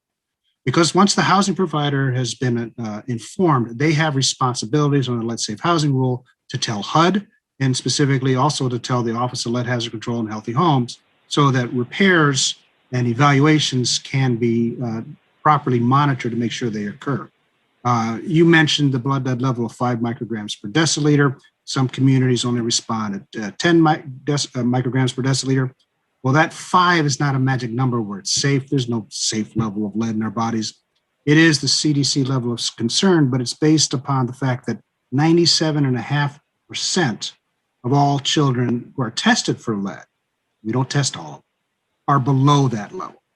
And so CDC could lower the level of concern based upon the way the average U.S. childhood blood lead testing results come out. So the procedures are tell your landlord. If they're subsidized, they're supposed to tell us. We're supposed to track them. They have a certain length of time to get an environmental investigation completed. They have a certain amount of time if hazards are found in order to get the hazards corrected. And if it's a housing choice voucher where it's a private landlord and it's being subsidized by the housing authority will monitor the owner to make sure it gets taken care of properly, or give the family a voucher. They'll cancel the HAP contract, the assistance contract, and the family will be able to move to a property that's lead safe for their child. So that's the procedure. And then I also wanted to mention one thing. You asked about funding, particularly for middle income people. And Beth GAO mentioned that the lead hazard control grants are restricted to lower incomes. And that is true. But there is another HUD program that is specifically designed for home buyers. It's called a 203K. It's a rehabilitation loan where you will get the loan. You will have FHA insurance behind it, and you can get money to do the rehabilitation, whether it be a new kitchen, a new roof, or the lead-based paint. So 203K is just another avenue that HUD does offer out there. Mm-hmm. Yeah, and I will just add from EPA that to back up those healthcare providers and give them whatever additional information they need to effectively respond, EPA's Children's Health Program funds something called Pediatric Environmental Health Specialty Units, or PACUs. The one for Region 5 that serves Indiana is based in Chicago at the University of Illinois Chicago School of Public Health. And they do a lot of outreach to the healthcare community to provide that environmental health expertise. And they do handle a lot of inquiries related to lead. So we're there to back up the healthcare providers on that front.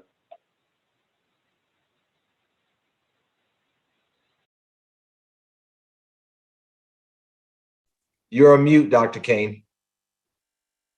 Sorry. So let's just say we have a Superfund site, because I think someone wanted to know whether Evansville, Indiana, had a lead Superfund site, and I don't know if someone be able to give me that answer. But how do we notify the people in the neighborhoods where we might have a contamination or identify a Superfund site? Do you go and put flyers on different apartment doors or homes in that area? How does that work? How would they know? Or does it get publicized on television, radio, or in those manners? So, Dr. Kane, this is Cheryl, and I apologize for my technical difficulties, but it seems to work better with my video off. But as long as you can hear me. Yes, we can hear you very well. Okay, so let me share. First, there is Evansville, Indiana is not a Superfund site. There is a Superfund site north of Evansville in Jacobsville, and you know, generally our approach, it really is about getting into the communities, and it's really important for us to build relationships with the communities, and every community is different, and that's why it's so important. What worked in one location may not work in another, and so it's really important to learn, you know, what avenues of communication, what newspapers, what radio stations, what languages even. And, you know, I will share that despite my technical difficulties tonight, if there's a positive that our programs are gaining out of this COVID situation, it's actually learning about how technology can help us better engage with communities, because we don't have to be face by face. We can use technology and do conversations at different points in times rather than a single public meeting. You know, we're using technology where it's automatically translating to different languages using headsets. And so being able to understand how to best engage and work with communities is a top priority of our Superfund program as we engage in every single location. So thank you. So we're near the end of our program, and I'm going to ask each panelist to tell me in just 1 or 2 minutes, what's the major point to this whole process? And we've read some wonderful information here that you would like to leave with the participants who are watching this forum. And folks, don't go away after that, because we have one of our leading environmental specialists, Dr. Indra Franks from the Hoosier Environmental Council. She's going to present the bills that are going on with lead in our state legislators right after we hear from every panelist. So who would like to start? Maybe start from GAO. Sure, I can start. So I would say one of the takeaways, especially for schools, because we got a lot of calls on our report, is if you want to know whether or not your school has lead in its drinking water, contact your school, right? They are supposed to be reporting to you as a parent whether or not they tested, what the results were, and what treatment they took. Okay, so always take action yourself. And there are lots of resources, as we were mentioning, where people can go to at the local, state, and federal levels as well. Thank you, Dr. King. Thank you. This is Diane Brains. I totally endorse what Alfredo said, and I would expand that to say, if you're concerned about the water in your home, call your local water system. They're also a very good source of information. And I was just checking the website, indiana.gov, and there is a lead sampling program in phase 2 that's providing funding to schools and childcare centers.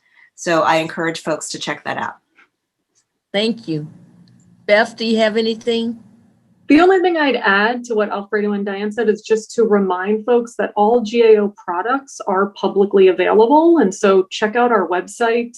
The video that we played today, the interactive map that we showed, we do these things to help inform the public and to help inform, you know, state legislatures and local governments. And so, and while we focus on, you know, our work is federally focused, we do a lot of work looking at state data and county level data, and it's usually included in our reports that are publicly available. So be sure to just continue to use us as a resource, or start, you know, using us as a resource.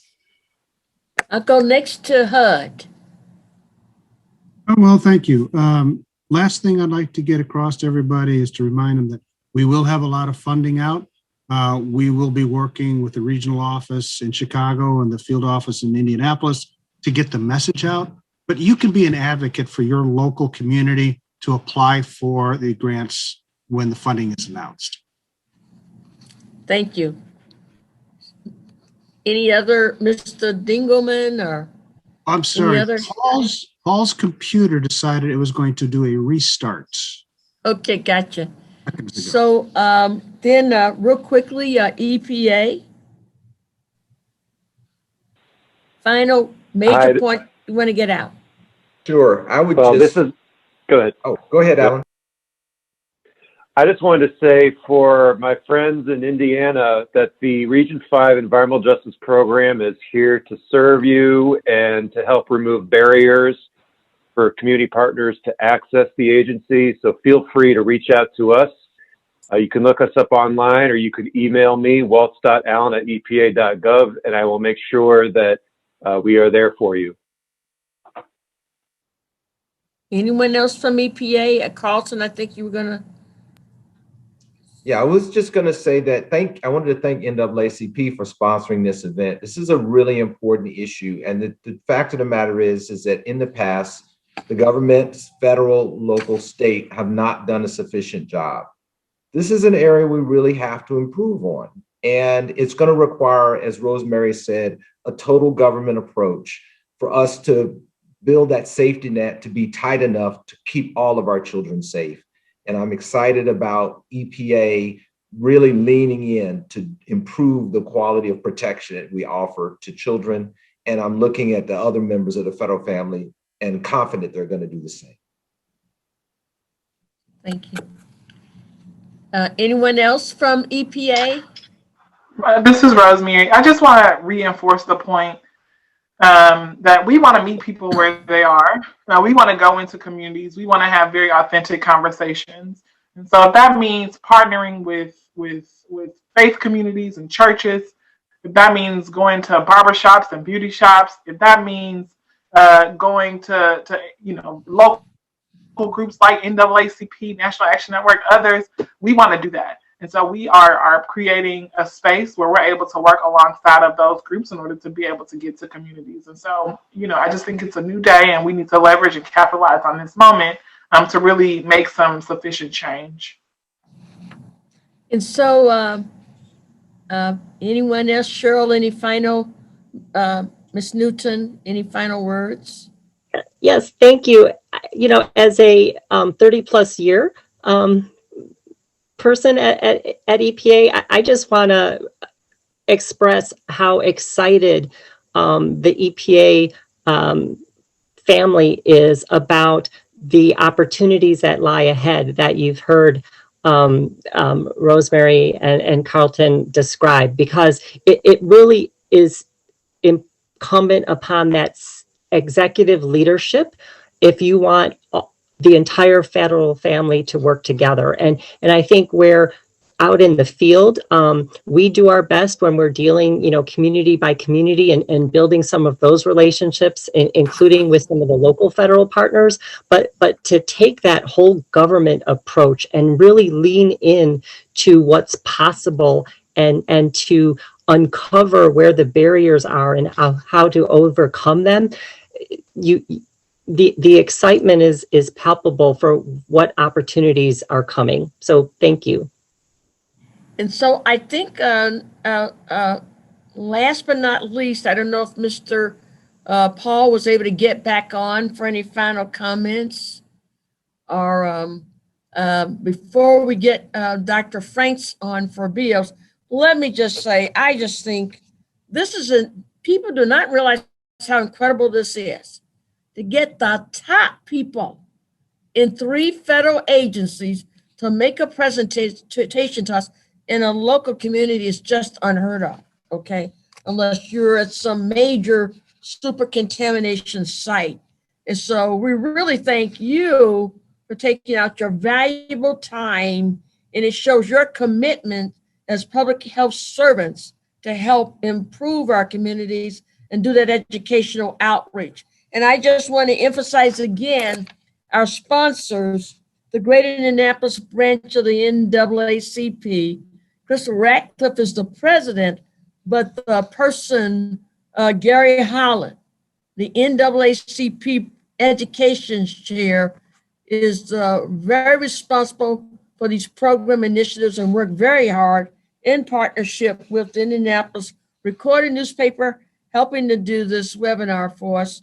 The Hoosier Environmental Council, which you're going to hear from Dr. Indra Franks immediately, IUPUI Arts and Humanities Institute, and New America for presenting this virtual public forum.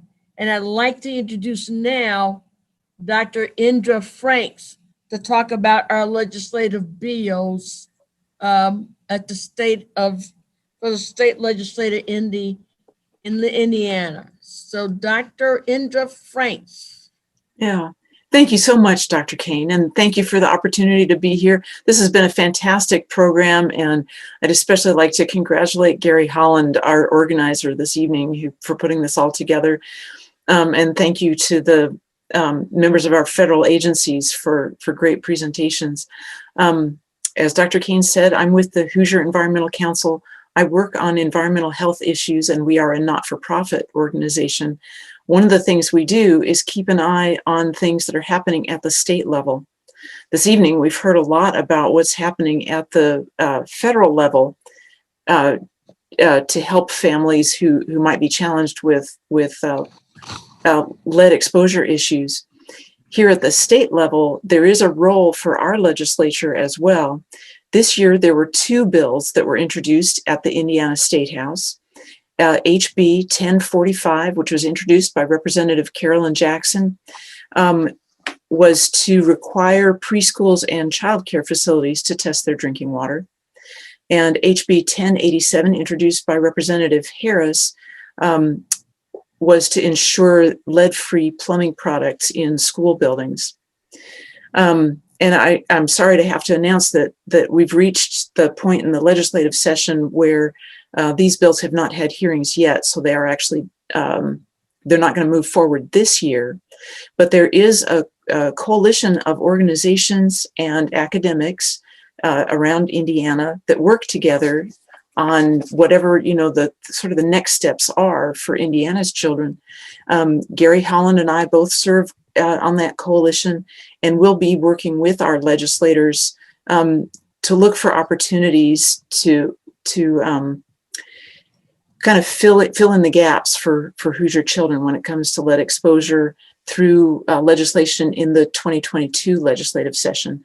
If you're interested in working with that lead coalition or in working on future legislation related to lead poisoning in Indiana, please contact the Hoosier Environmental Council, myself, Indra Frank, or Gary Holland with the Indianapolis NAACP. NAACP. Thank you. So just want to thank everyone again. We look forward to future collaborations with each of the agencies, and just again thank the incredible sponsors, and special call out to Gary Holland as the organizer. We're excited about you guys being excited about your upcoming work, and so we just appreciate each and every one of you, and we look forward to getting this story out. And we know that the Indianapolis Recorder is going to make that happen. And thanks again, Dr. Franks, for all your work that you do, bringing the science to our communities and working hard with our state legislators and all of our partners. We're going to make a difference. New America, IUPUI Arts and Humanities Institute, that does a lot of work in our minority communities and vulnerable populations. It's just a great way of doing the kind of work we all want to see happen. And so, hey, we may call you back next year to get a follow-up to see all the good progress all of us have made. And so I want to thank everyone again, all of our participants who were on the call. Thank you for your input and your questions, and be safe out there, because COVID-19 has a tremendous amount of challenges. And know that you can get free lead testing through our Marion County Public Health Department, and we'll try to identify special resources to help do lead repair out there in the community. So thank you, be safe. We appreciate your attending this forum. Thanks again.